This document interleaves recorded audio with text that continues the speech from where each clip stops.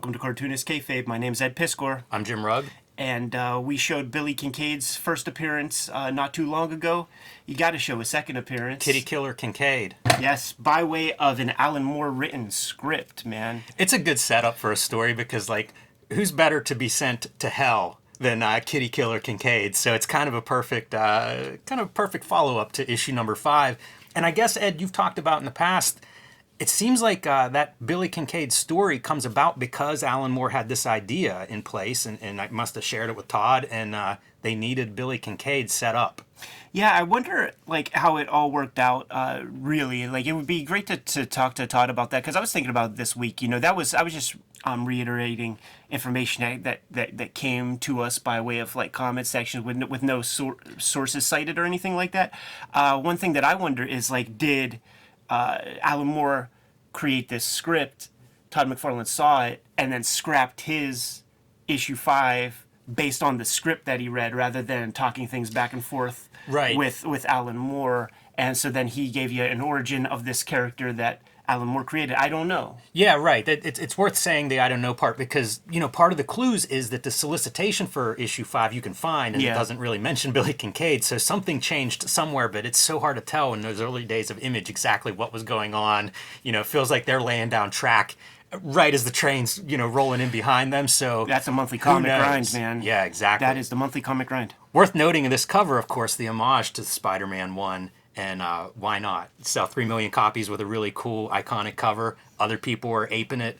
You might as well get in on some of that. His column for Wizard Magazine was called Ego. McFarlane After Me.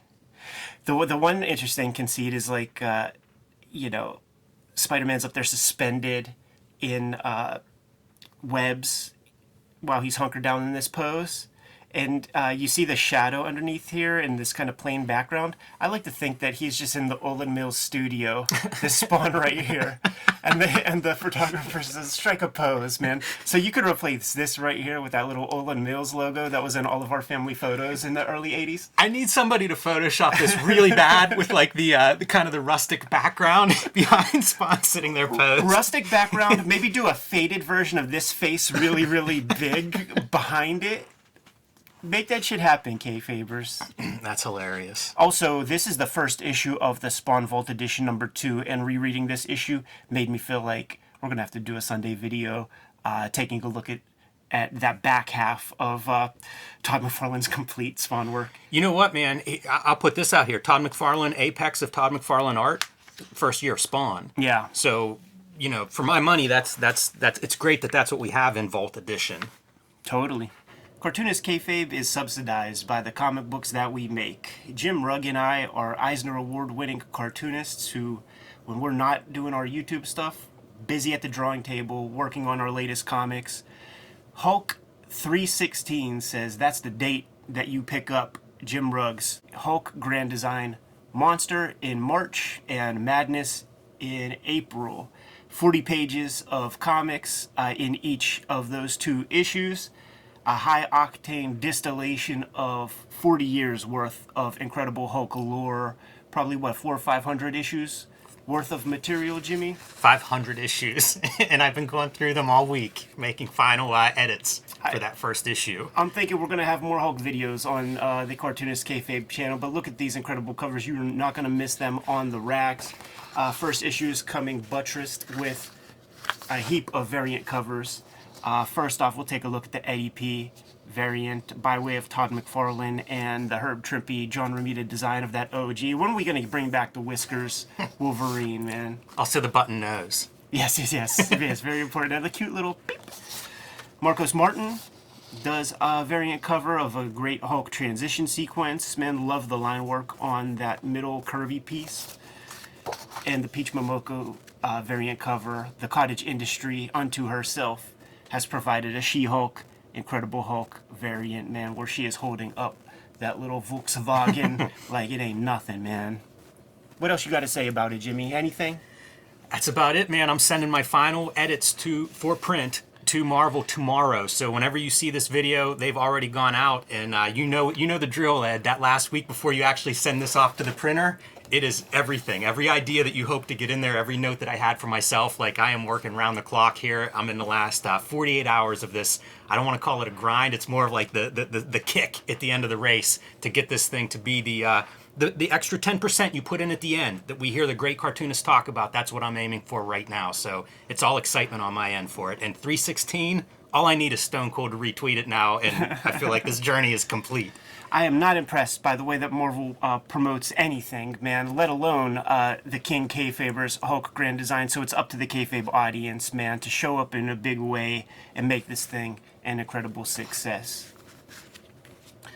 Red Room, the Antisocial Network, Murder on the Dark Web for Fun and Profit is my comic that I've been putting my energies to lately. The first trade paperback, The Antisocial Network, is in stores today.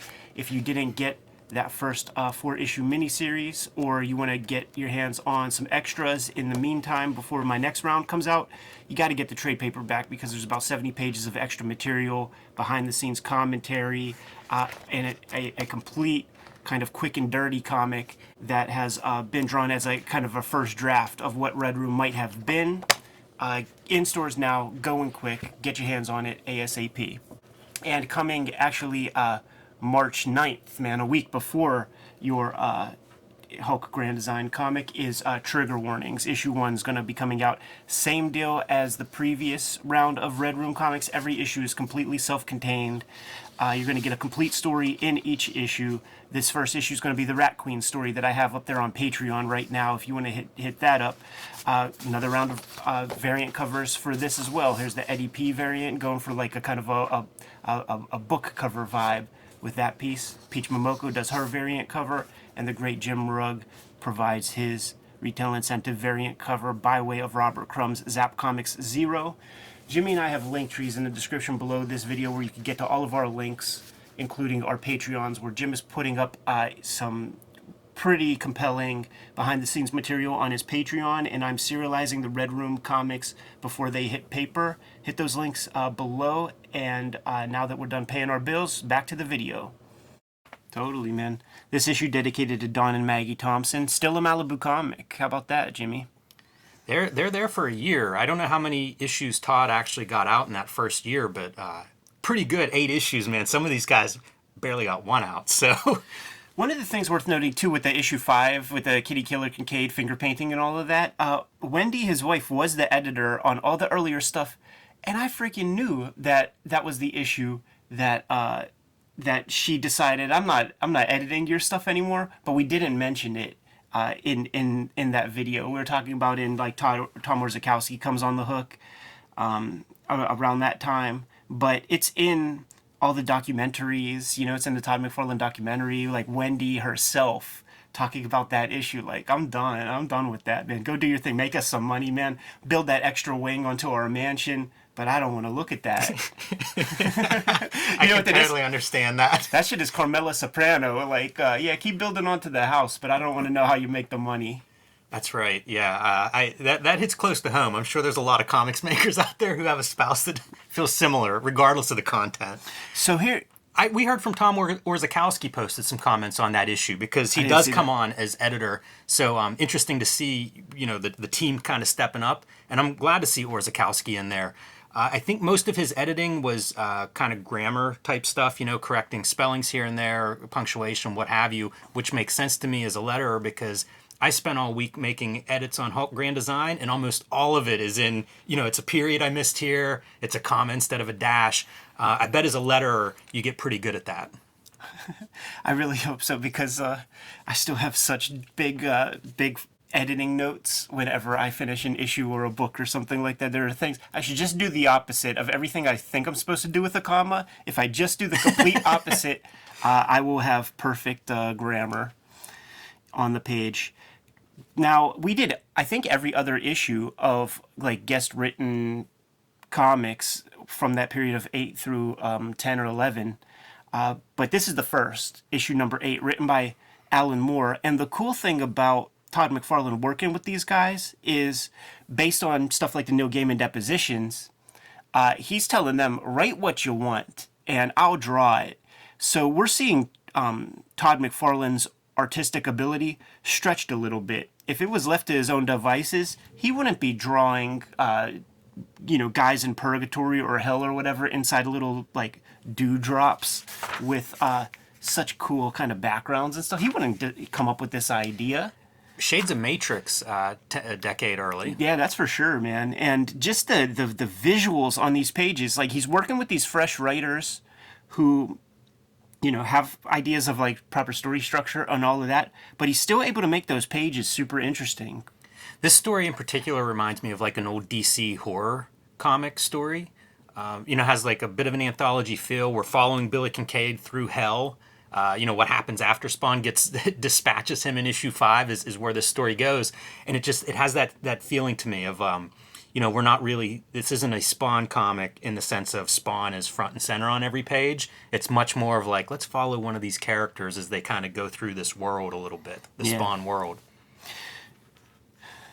No Dingus and Shadow right there, man. Your thing about the writers, it reminds me of the interview in the Comics Journal, which we covered with Todd McFarlane, and he talks about how like he would never give a writer some sort of critical feedback. That's the writer's job, and conversely, he doesn't want to hear any drawing input from the writer. Right. Whenever he was working as a penciler and writer, so probably just keeps that philosophy, and applies it to these 4 guest-written issues. This is Alan Moore's, Dante's 8 Circles of Hell, or as he calls them, spheres. And I don't think hell is mentioned explicitly, but Billy Kincaid, he's not alone. He's with a gang of other people who are going to be getting dispatched one by one. Another one of these panels where you have foreground, middle ground, background, but like, why not just color in those silhouettes to separate the stuff? I guess you don't get Steve Olive to color it orange if you do that. I read this page wrong whenever I was rereading it, in that I read down here, and I think you're supposed to read across. Oh, geez, and then that's no across good. the bottom, right? Because that's one continuous panel at the bottom. Yeah, it's no good for comics. Like that's the shit where your girlfriend, your homeboy, you give them comics and they say, I don't know how to read comics. It's shit like that, man. Like and this kind of thing happens far too much in comics, and you are a professional comic book reader, and if that confuses you, that's a problem. We should put some tracing paper down on this face here. Trace off the basic structure of the head, trace off that eyeball, try to figure out where that other eye goes. A little cyclopean. Yeah, you know who this is, man. This is a continuation of Preacher. Remember little Billy Bob had that sister? We don't live forever. I think you're right. When I was a little dude, though, man, I thought that little piece right there was a little nip slip, man. It's funny for you to say that, considering how much shading is applied to the nipples in that drawing. I know, right? There's a lot going on there. Yeah, but look, she has two hard nips too, man. Maybe that's part of her demonness. And Todd's hair, man. Like when we were kids, drawing the hairstyles on your Rogue and Storm was just like whatever, a bunch of lines. I still can't draw that stuff well. And it's because we were copying this kind of shit. Pimping his future writers, man. His stable, Iceberg Slim. He's got a bunch of hoes in the stable. And these ads were popular enough that people would do their versions of this ad layout. Like in Wizard and stuff, you'd see Savage Dragon doing these things. Interesting, it's like McFarlane's design background, I suppose, marketing acumen, whatever. He did a series of these. I mean, that might have been the first year's worth ran that way. I would say that this is probably the first Alan Moore comic that I've ever read. And when I see these names real big, getting the cosign from one of my favorite cartoonists at the time, Todd McFarlane, this had meaning. When I'm at the flea market and stuff, and if I see this guy's name that was printed real big in a Spawn comic, I'm going to pick it up regardless and check it out, man, because of Todd McFarlane's cosign at the time. Worth noting, too, that to me, that black, white, and green works great. Yeah. We've seen a lot of bad ads in Wizard Magazine and whatnot. That's a good-looking ad. At least you can read everything on it very clearly. Isn't this the color scheme of that one Peter David, Todd McFarlane character who helps kill the suicidal people in that Hulk run that they did?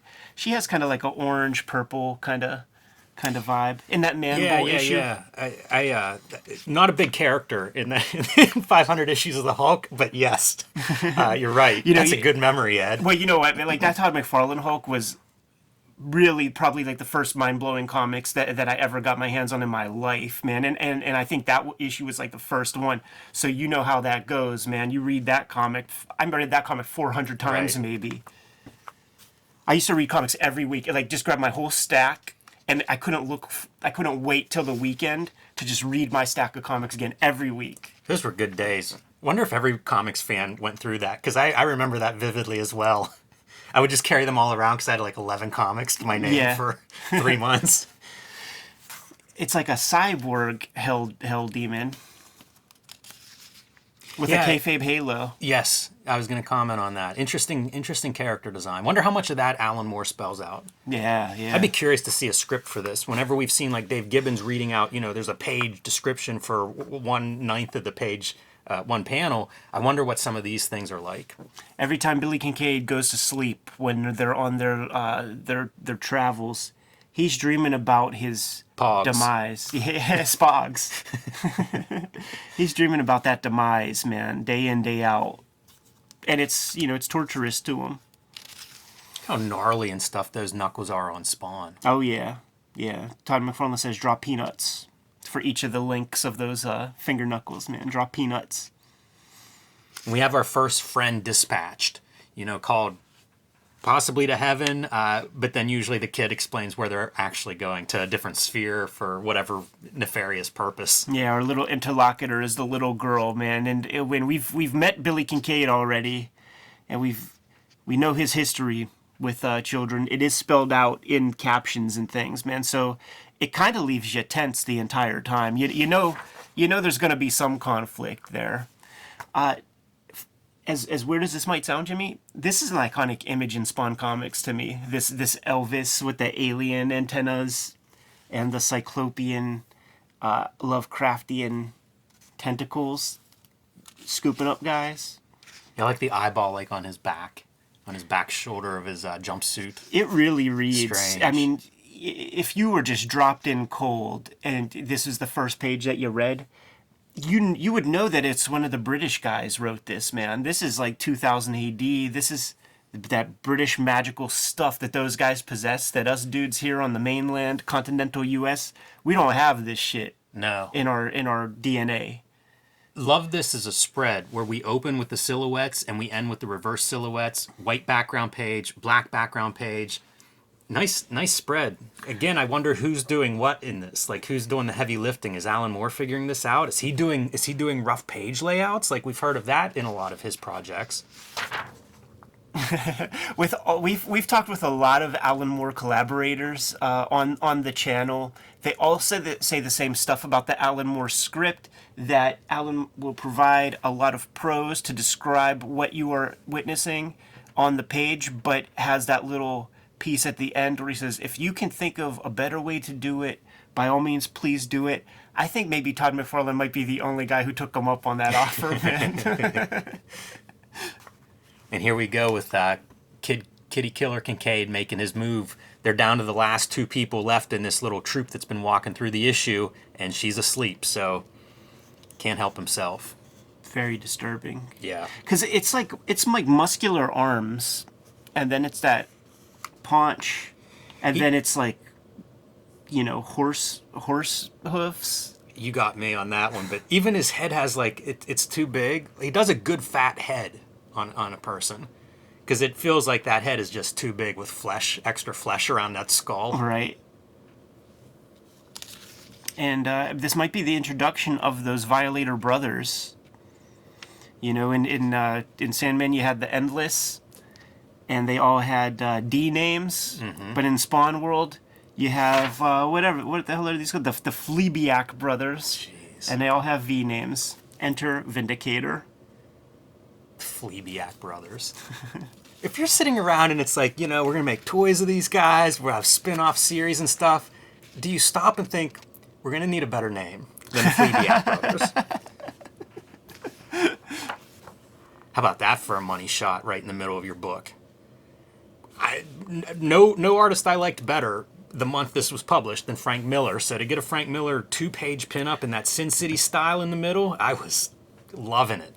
Did you have a Sin City style around this time? Like, I definitely did. Did anybody not have a Sin City? Some people were smart enough not to publish it or didn't have the option like myself to publish it. But I feel like everybody dabbled in this once this showed up. The best reign in comics, man. No doubt. Dave Sim. And a poster by Jim Lee next issue. Poster by Rob Liefeld. There's a lot of big freaking names on that spread. It's stuff like this that makes me wish that McFarlane was more of just like the drawer guy and took the back seat to like a super competent writer, because he has a pretty good imagination. Even if Alan Moore is describing stuff, he still has to put pen to paper and come up with this. I've heard people talk about like McFarlane Toys, because it's just a lot of drawing, developing these things, and that he really shines there, and so do all those guys that end up doing a stint there. What's interesting to me in this piece is we've switched now from the Kitty Killer Kincaid point of view shot when he's closing in on the sleeping girl, to now we've switched to the monster that's chasing him. Like, it's literally, we've turned the tables on Kincaid. It's kind of a neat conceit, and that feels like something Alan Moore would have written in the script. Sure.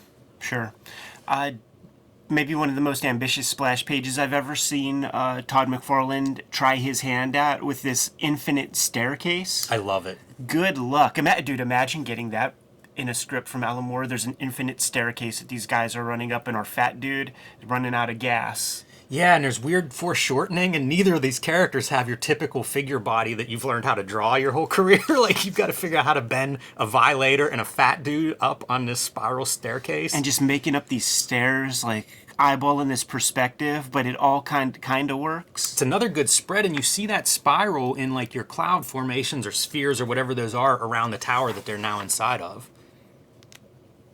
All right, now let's go through our 8 spheres to get to Malbosia. It's such a funny like simplification of you're just running up the staircase and it's like, get off on floor 2, get off on floor 3. Yeah, and even Alan Moore is giving Todd McFarlane a little bit of stuff to play with in future issues. When we go to floor 7, like nobody goes there.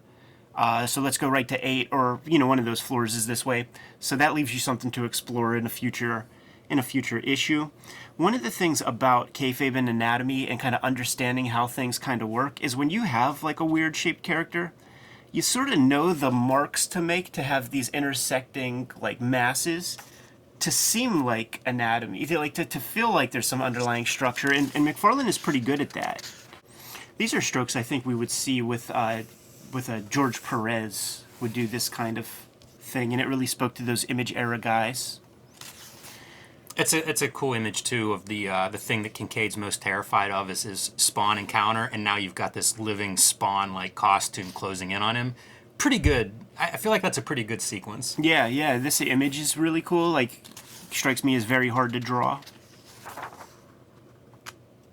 Never gonna complain about outlaw style blood.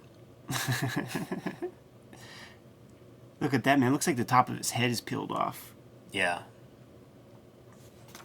It's all very violent. Malbosia is recruiting people, souls for his army, and it's like America in Vietnam. There is no, what is it, M4, like the guys who aren't fit for service. What do they call it? I know I got that wrong. But we're taking on all comers, man. You got a club foot, it doesn't matter. We'll find a job for you. And that's the deal with Kitty Killer Kincaid here. Our portly Spawn is but another tool in Malbosia's army. I leave Spawn before we see like this pay off. But the idea of having like an army of these Spawns for whatever, to go to war with the Angels, to invade Earth, a lot of stuff you could do with this. This feels like, you talk about Alan Moore creating some stuff that Todd could then develop further. This feels like a pretty nice piece where it's like, imagine 1,000 or 10,000 Spawns, what you want to do with them. And he kind of sets that up in this issue. He sets it up in this issue, I believe, to be knocked down in a way by Neil Gaiman, who I think the idea of Spawn is like, there's one every 100 years or something. That's why you have your gunslinger Spawn and your medieval Spawn and stuff like that, man. You don't see 2 Spawns fighting one another. So It's a schizophrenic comic, man, but that was those 90s. Yeah, no doubt about it. I had to bring this in. This is the Street Angel Billy Kincaid story. Something that's all new to me, but from Darkest Image, one of the like Image Grand Design stories. And you can do a flip here. It's just 5 pages. Barry Tan is the writer-artist. But of course, you have an ice cream vendor. Street Angel's going to show up there, and whenever he tries to put his moves on, that's not going to work out. Some really nice effects of the cartooning stuff. I like the layout, too. Reminds me of a Street Angel fight I once drew. But she ends up with her payoff. She frees one of the girls that was missing and gets to eat all the ice cream. It's kind of a perfect Street Angel story. And I was delighted to see we're talking Billy Kincaid. It's a Billy Kincaid Street Angel crossover. Yeah, not bad, man. I would have liked to have seen a little bit more of that flaying. Yeah, maybe a different view of that from the back or the front, where you get to see him actually that sword cutting in half and her peering through him, maybe. But it is a young adult comic, and kids are pretty chicken-hearted these days. So you don't want to go too violent on the Street Angel stuff. Can't go too hard. There is an eyeball popping out though. There it is, man. The Alan Moore issue of Spawn, where we see what happens in the pits of hell with the finger painter himself, the ice cream man, Billy Kincaid, the first Spawn issue written by a guest writer. And, it was a comic. It was a Alan Moore gig. He was expressing in interviews and stuff that he was interested in trying to play with that style of 1990s Image comic. Like, let me do a bunch of big panels, try to communicate something, try to give these kids what they want. And, his Image comics, I read them. Yeah, I did a bunch of those. Like, that was his return to superhero comics. Yeah, did a bunch for everybody, man. He did some Rob Liefeld Youngbloods. He did Wildcats comics. Violator. He did crossovers with these characters. Yeah, he did several, man. He did Violator. He did Blood Feud, I think. Yeah, Tony Daniel on the art, and I think the original comics have Alan Moore like layouts in the back. Oh, that's sick, man. That's sick. So there it is. That's true. Man. That's probably worth a look at some point. Kayfabers, like, follow, subscribe to the YouTube channel. Hit the bell. We'll notify you when new vids are available. What is out there, Jimmy? Hulk Grand Design. Tell your local comic shop to pre-order that thing right now. Want to get those numbers through the roof. Show Marvel what the Kayfabe effect is all about. So if you plan on buying Hulk Grand Design on 3/16, let your comic shop know immediately to pre-order a copy for you. And you can join me on patreon.com/JimRugg to see some behind the scenes on how I put Hulk Grand Design together. Red Room, the Antisocial Network, is out on the stands right now. Get your hands on it. That is the precursor for Red Room Trigger Warnings, which is going to be coming out March 9th. March 2022 is the month of Kayfabe in the comic book stores, Ben. Trigger Warnings issue number 1 is going to be coming out March 9th. Every issue of that will be self-contained. That complete story is on my Patreon right now at this moment. I put up new strips every Tuesday. You could get to links to all of our stuff in our link trees in the description below this video. What else do we have out there, Jimmy? Subscribe to the Cartoonist Kayfabe e-newsletter at the links below this video. You can also find Cartoonist Kayfabe t-shirts and merchandise at the links below this video. Given those marching orders, we're going to be on our way. Read more comics.